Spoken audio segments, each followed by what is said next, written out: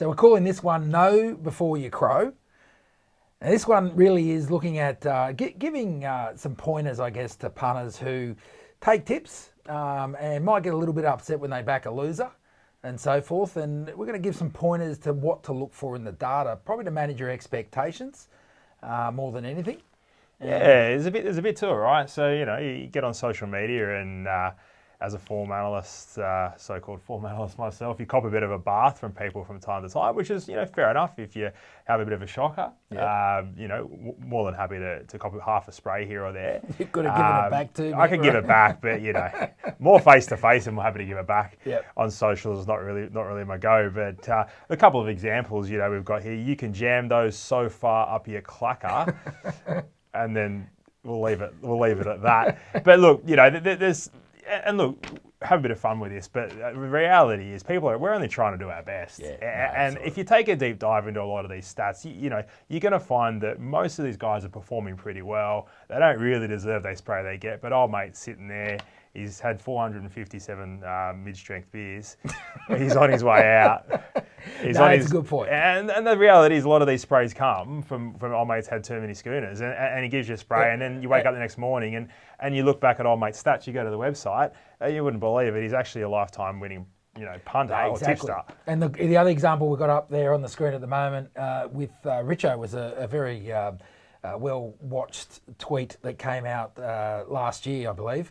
And the interesting thing there was Richo was absolutely flying at the time, and the guy gave him a bath, obviously cottoned on a couple of his tips that did no good on the day, and then got the poos and went north. The moral of the story, was it know before you crow?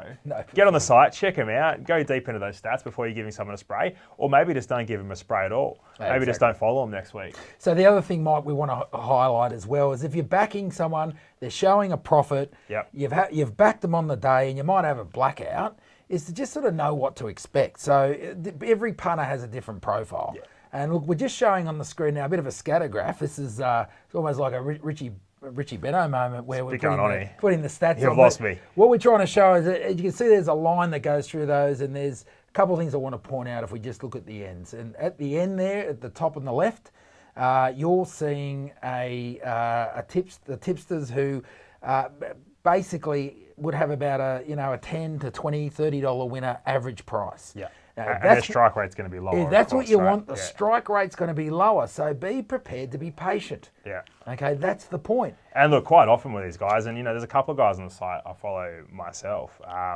Michael J. Hunter tips, a classic example. You can go a couple meets without picking a winner, but he does his own stuff. And the next minute, he's picked four $12 shots in 2 days, and you're well in front again. So exactly. If you're going to follow guys like that, you're obviously a bit of a risk there. You've got to stick strong and stay with them. And if you want a winner every 2 tips, take the $1.80 shot. The average price there is between $2 and $3. Yeah. So sure, if you want someone who's tipping them in double figures, and then they're tipping every second tip a winner.